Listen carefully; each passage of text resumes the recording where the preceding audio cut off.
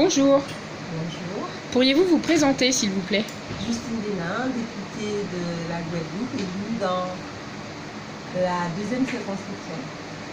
À partir du 1er juillet se tiendra une commission d'enquête parlementaire sur la pollution au chlordécone et au paraquat. Comment les parlementaires antillais ont-ils obtenu la mise en œuvre de cette instance et pourquoi ces deux pesticides ont-ils été choisis en particulier? Tout d'abord, c'est l'aboutissement d'un travail collectif de l'ensemble des parlementaires, aussi bien de la Guadeloupe que de la Martinique.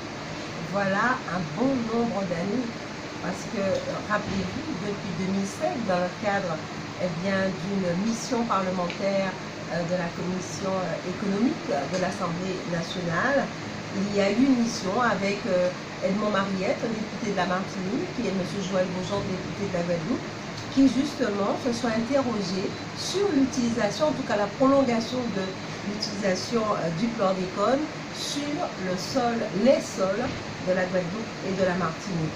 Et puis il y a eu l'Office scientifique et technologique qui a eu aussi à présenter un rapport d'évaluation sur le rôle du chlordécone sur les terres de Guadeloupe et de Martinique aussi. Et puis après, vous savez, il y a eu des dépôts de plainte de différentes associations parce que, venus des États-Unis, il y a eu des études qui ont démontré la toxicité de ce produit, le chlordécone, en tout cas de ces produits, le chlordécone et les paraquats. Et beaucoup de parlementaires guadeloupéens, martiniquais, mais aussi des populations qui se sont insurgées contre des dérogations données pour justement utiliser ces produits qui ont mis un désordre sur les terres de Guadeloupe et de Martinique, des terres qui sont empoisonnées pour des décennies. Et le président de la République l'a rappelé en Martinique, un fléau environnemental et sanitaire. Et puis par ailleurs, ma collègue Hélène Vainqueur-Christophe a déposé une PPL, une proposition de loi, pour justement qu'il y ait une procédure d'indemnisation des victimes liées au chlordécone et au paraquat. Et par là même, le groupe socialiste est apparenté a fait la demande dans le cadre de la niche parlementaire pour la création d'une commission d'enquête parlementaire. Et c'est en ce sens qu'au niveau de l'Assemblée nationale, suite à la conférence des présidents, il a été acté la mise en place de cette commission d'enquête parlementaire, présidée donc par le député de la Martinique, Serge Etchimi, et moi-même en qualité de rapporteur, composée donc d'une trentaine de députés de tout horizon, de tout banc, des 8 groupes que compose l'Assemblée nationale, mais aussi des députés, aussi bien des Outre-mer que de l'Hexagone.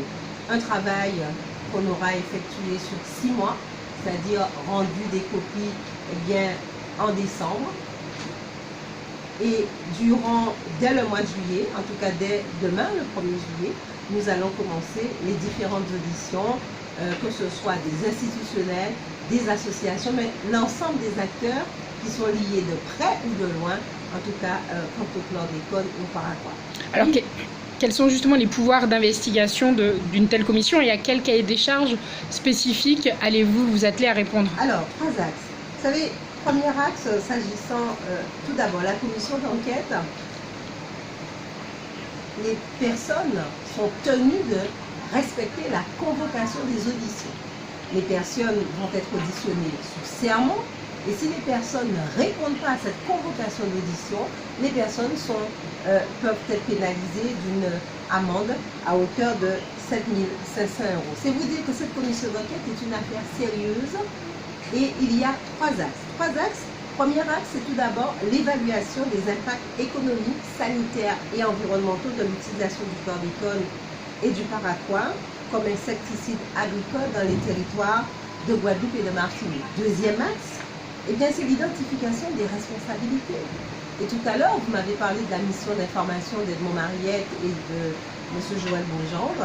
Nous ne parlions pas encore en 2005 de mission de responsabilité des autorités, acteurs publics comme privés, dans la prolongation des produits, de l'autorisation en tout cas de ces produits. Parce que je rappelle que lorsque le produit a été retiré au niveau des États-Unis, au niveau de l'Hexagone, il y a eu des dérogations s'agissant de l'utilisation de ces produits sous les sols de Guadeloupe et de Martinique. Et puis troisième axe, c'est étudier la nécessité, les modalités d'une indemnisation des préjudices subis par les victimes et les territoires. Et ça, c'est important, ces trois axes-là.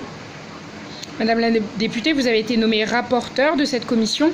Qu'est-ce que cette mission implique-t-elle? Vous savez, c'est une mission combien sérieuse. Et je mesure effectivement toute la responsabilité qui m'anime. Parce que les populations de Guadeloupe et de Martinique considèrent que c'est vraiment un empoisonnement réglementé des différents territoires de la Guadeloupe et de la Martinique. Les terres sont vraiment, nos terres agricoles sont vraiment en danger et sont, sont empoisonnées mais pour des décennies. Donc je mesure effectivement ce qu'ils attendent de moi, ce que les populations, ce que les différents acteurs, bien évidemment, attendent de moi, ta qualité de rapporteur, attendent de cette commission d'enquête. Et je reste vigilante sur le fait que tous les acteurs doivent être interrogés. Et c'est la raison pour laquelle nous avons mis en place différents segments: volet sanitaire, volet indemnisation, volet économie recherche et volet environnemental. Et nous allons aussi bien interroger des personnes telles que l'ANSES, telles que Santé publique France, le professeur Multinier, d'autres professeurs, le docteur Bourreau, mais aussi venir dans les territoires, en Guadeloupe et en Martinique, pour interroger les acteurs du terrain qui se considèrent être comme des victimes, parce que trop longtemps rester dans le non-dit, rester dans le non-dit où il n'y a pas eu d'information, malgré les plans, les différents plans chlordécone, beaucoup de difficultés subsistent dans la tête de nos agriculteurs, dans la tête des marins-pêcheurs, mais dans la tête de l'ensemble des populations de Guadeloupe et de Martinique, parce que nous savons très bien que nous avons une grosse difficulté. Nous sommes des territoires insulaires, archipélagiques pour la Guadeloupe, et l'eau est partout. L'eau est partout.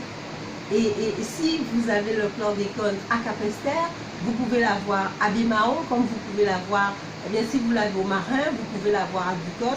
Et ailleurs, ce qu'il faut dire, c'est que c'est important pour moi que ce travail se fasse dans le sérieux, dans la rigueur que vous me connaissez, mais que vous connaissez aussi au président Sedlak-Chimi et que l'on connaît à l'ensemble des parlementaires, pour mener à bout ces auditions et qu'on puisse faire des propositions et des préconisations au gouvernement qui, j'espère, en tout cas je le souhaite, et c'est ce qui se ferait. C'est la différence de la commission d'enquête et de la mission d'information, pour justement qu'il y ait des suites à donner suite à cette commission d'enquête. Madame la députée, je vous remercie.